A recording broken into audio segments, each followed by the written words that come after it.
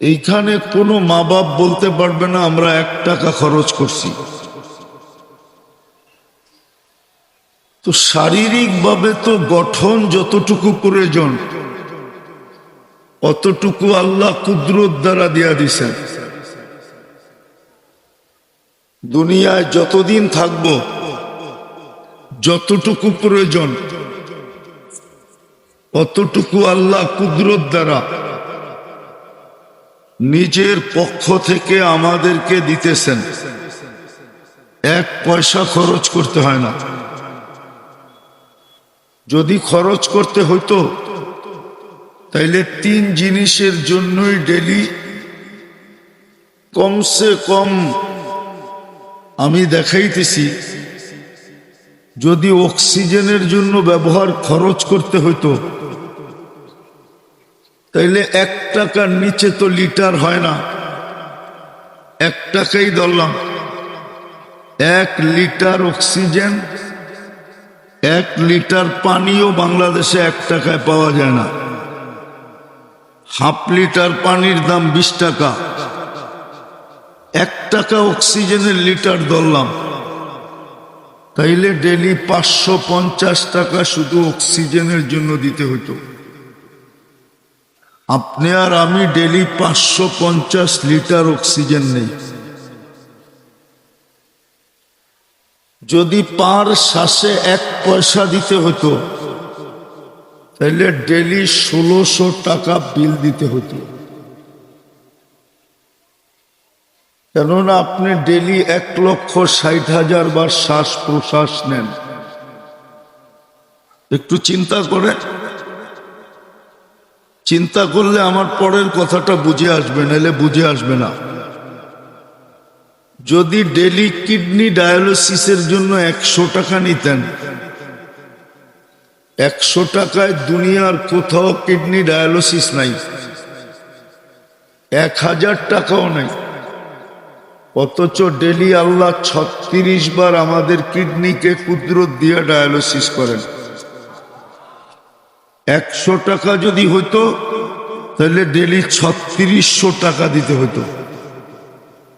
Total 5750 টাকা দিতে হতো। 550, 1600, 3600, এই 3টা মিলায়া 5750 টাকা ডেইলি বিল দিতে হতো। বিদায় সুরক্ষার করার ব্যাপারে, শারীরিক পূর্ণতার ব্যাপারে 1 টাকাও নিলেন না। নিচে কুদরত দ্বারা যতটুক পূর্ণতা দেওয়ার দরকার, একজন পুরুষকে পুরুষ হিসাবে, একজন যুবককে যুবক হিসাবে, একজন নারীকে নারী হিসাবে আল্লাহ কুদরত দ্বারা পূর্ণতা দিছেন। 1 পয়সাও আমাদের খরচ করতে হয় না।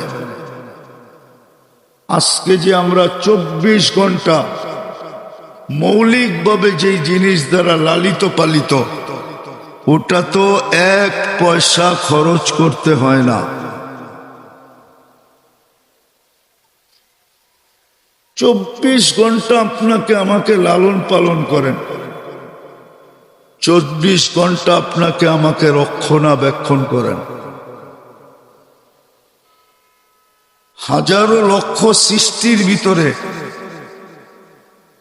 আপনি সবচেয়ে বেশি সুখে থাকেন তো থাকেন কি করে? বলেন, হাজারো সৃষ্টির ভিতরে, লক্ষ সৃষ্টির ভিতরে সবচেয়ে দুনিয়াতে সুখে কে? হ্যাঁ, পোশাক আশাক, খাওয়া লওয়া, চলা ফিরা, ঘর বাড়ি গাড়ি ঘোড়া, সবচেয়ে সুখে কে? আপনি লক্ষ কোটি সৃষ্টির ভিতরে থাকেন তো থাকেন কি করে? আরো তো সৃষ্টি আছে। আপনারাই তো প্রবাদ বাক্য মহিলারা বলে, 3টা পাতিল একসাথে থাকলে বাড়ি খাই। মনে হয় গ্রাম্য প্রবাদ বাক্য বোঝেন না? বোঝেন? তাহলে এই লক্ষ কোটি সৃষ্টির ভিতরে আপনি এত সুখে থাকেন কি করে? কেউ তো আপনাকে বিরক্ত করে না। কেউ তো আপনার কাছ থেকে ছিনায় নিতে চায় না। হ্যাঁ, মানুষ মানুষ থেকে ছিনায় নেয় আমি মানি, মানুষ মানুষেরটা ভুয়া দলিল করে নেয় আমি মানি, মানুষ মানুষেরটা ছিনায় নেয় মানি, মানুষ মানুষেরটা চুরি করে মানি, কিন্তু কোন সৃষ্টি তো আমাদেরটা চুরি করে না, কোন সৃষ্টি তো আমাদের থেকে ছিনায় নেয় না, কোন সৃষ্টি তো আমাদের ভিতরে ভাগ বসাইতে চায় না। চায় না কি? তাহলে আপনি এত সুখে থাকেন কি করে?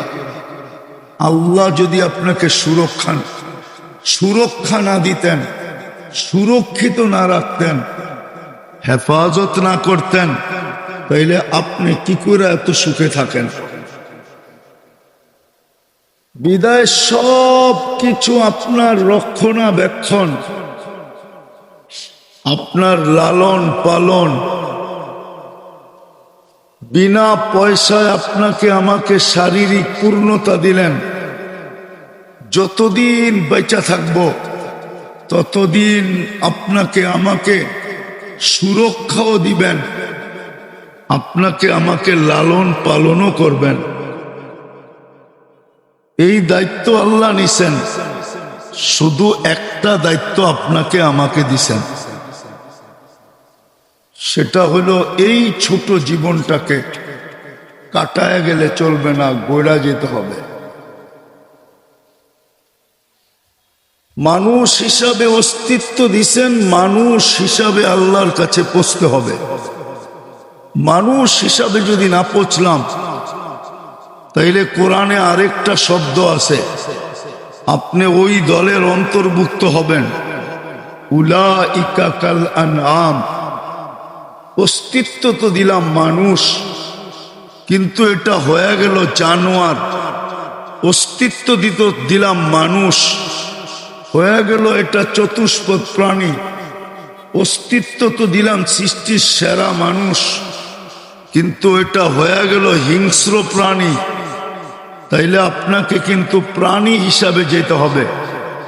কিন্তু যদি হুজুররা বলে যে প্রাণী তো কিয়ামতের দিন মাটি হয়ে যাবে, হ্যাঁ আমিও বলি প্রাণী কিয়ামতের দিন মাটি হয়ে যাবে, কিন্তু মানুষ রূপী প্রাণীটা, চতুষ্পদ প্রাণীটা মাটি হবে না, বরং উকুদুহান নার, জাহান্নামের ইন্ধন হবে, ইন্ধন।